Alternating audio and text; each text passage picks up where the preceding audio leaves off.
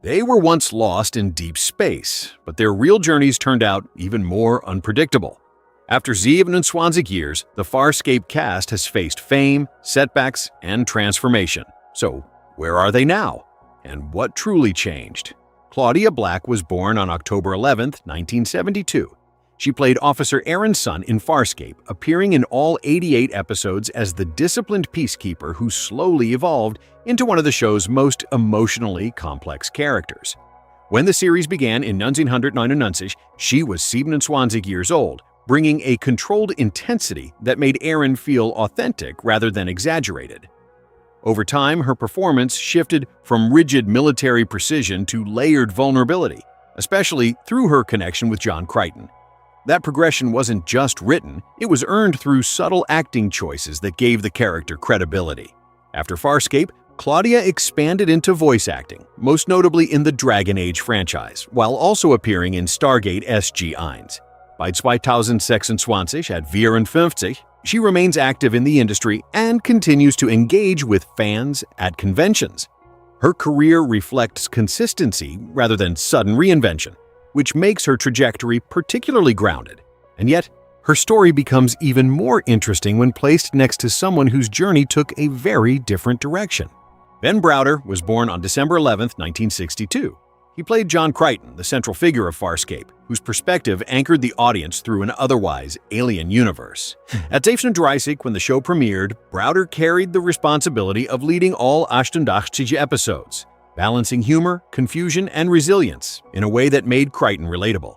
His performance relied heavily on timing and emotional accessibility rather than spectacle, which helped the series stand apart from more conventional science fiction at the time. After Farscape ended, he transitioned into Stargate SG-1, stepping into a role previously held by an established lead, which required a different kind of adaptability. By 2026 at Dragon Age, Browder continues to work within the genre, maintaining a steady presence rather than chasing mainstream visibility. His long-term marriage to Francesca Buller also reflects stability that contrasts with the unpredictable nature of the industry. Anthony Simcoe was born on June 7, 1969. He played Ka-Diargo, the Luxan warrior, whose journey revolved around honor, loss, and redemption. At around 30 during the early seasons, Simcoe had to perform under heavy prosthetics while still conveying emotional depth, which is often one of the most difficult aspects of science fiction acting. Dargo's character could have been reduced to a stereotype, but instead, it developed into one of the moral centers of the series. After Farscape, Simcoe focused more on Australian theatre and television, choosing a path that emphasized craft over global exposure. By 2026 at 97, he remains deeply connected to stage work and also contributes as an acting teacher. His decision to stay rooted in local productions suggests a deliberate shift away from the pressures of international fame. That contrast between on-screen intensity and off-screen restraint adds another layer to his story. Gigi Edgley was born on November 16, 1977. She played Chiana, a character defined by unpredictability, survival instincts, and emotional impulsiveness. At just 21 when she joined the series, Edgley introduced a kinetic energy that disrupted the existing dynamic of the crew. Chiana's presence forced other characters to react differently, which kept the narrative from becoming too structured or predictable.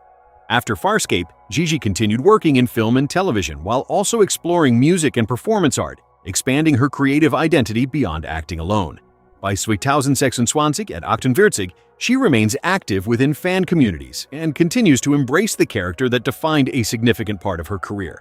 Her journey reflects adaptability, especially in an industry where typecasting can limit long-term opportunities. If Chiana was one of your favorite characters, comment below and let others know why. Because the next performer managed to play two completely different roles within the same series, and that duality changed everything. Lani John Tupu was born on November 4, 1955. He portrayed both Pilot, the living interface of the ship, and Captain Bialar Kreis, a recurring antagonist whose motivations evolved over time. At 44 when the series began, Tupu had the unique challenge of separating two distinct identities, one through voice acting and the other through physical performance.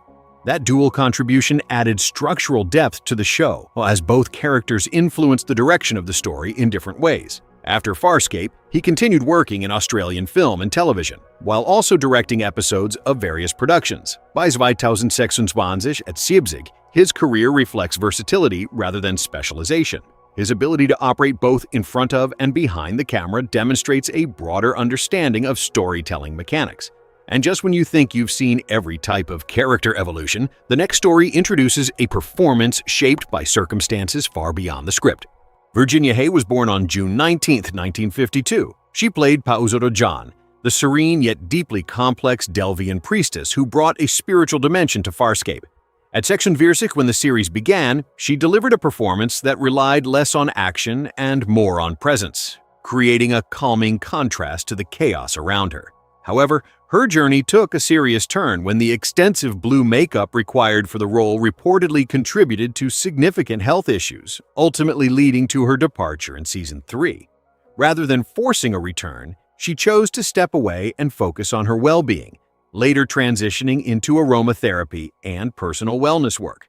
By 2026 at 73, she has largely remained outside mainstream acting, occasionally reconnecting with fans at conventions. Her story stands as a reminder that behind visually striking characters, there are real physical demands that audiences rarely see. And that contrast between on-screen illusion and off-screen reality becomes even sharper when we look at the next actor, who built one of the series' most enduring antagonists. Wayne Pygram was born on October 13, 1959. He portrayed Scorpius, a character who began as a relentless adversary but gradually evolved into something far more layered. At 40, when he first appeared, Pygram worked through heavy prosthetics and a controlled, calculated performance style that made Scorpius feel intellectually dangerous rather than purely aggressive. His character's obsession with wormhole technology drove much of the central conflict, yet over time, the writing allowed glimpses of complexity that shifted audience perception. After Farscape, Wayne continued working in Australian film and television, maintaining a relatively private personal life. By 2026 at 73, he represents a type of actor whose impact is defined less by volume of roles and more by the depth of a single, unforgettable performance. If Scorpius stood out to you as one of sci-fi's more nuanced villains, take a moment to like the video and share your perspective. Because the next character introduced a completely different kind of tension, one built on unpredictability and hidden motives. Raelee Hill was born on October 24, 1972. She played Sikozu, a Kalish character whose intelligence and ambiguous loyalty made her one of the most unpredictable figures in the later seasons.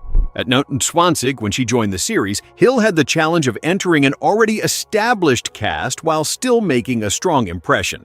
Sikozu's role required balancing precision with secrecy, often leaving both characters and viewers uncertain about her true intentions. After Farscape, Raelee continued working in Australian television and film, while also exploring music as a creative outlet. By 2026 at 53, she has maintained a relatively low public profile, which aligns with the mysterious tone that defined her most recognizable role. That parallel between character and career adds an interesting layer to her story.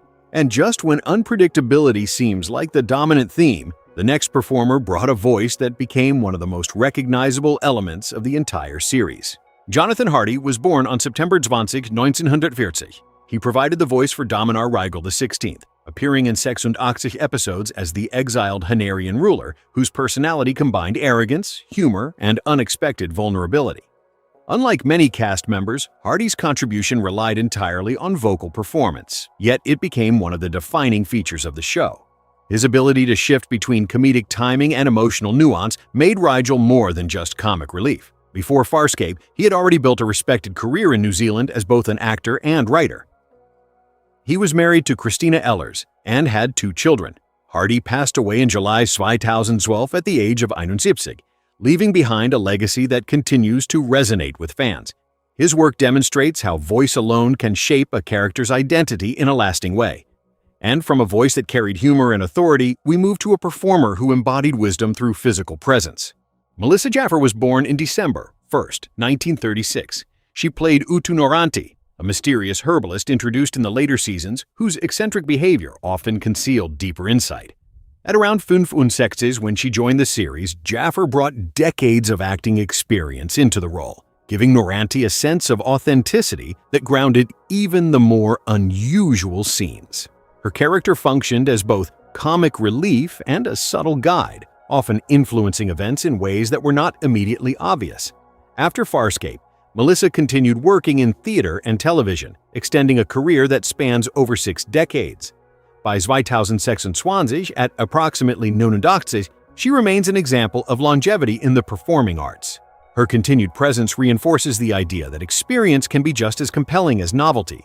If you appreciate characters who reveal their importance gradually, let us know in the comments. Because the next actor took a very different path, one defined by emotional intensity and internal conflict. Paul Goddard was born on October 18, 1963. He played Stark, a character marked by trauma, devotion, and psychological complexity. At 36 during his time on the series, Goddard had to portray a fragmented personality, often shifting between vulnerability and instability. Stark's visual design, including the half-mask, symbolized deeper emotional fractures, making him one of the more challenging roles in terms of both performance and interpretation. After Farscape, Paul continued working extensively in Australian theatre and film, maintaining a steady but low-profile career.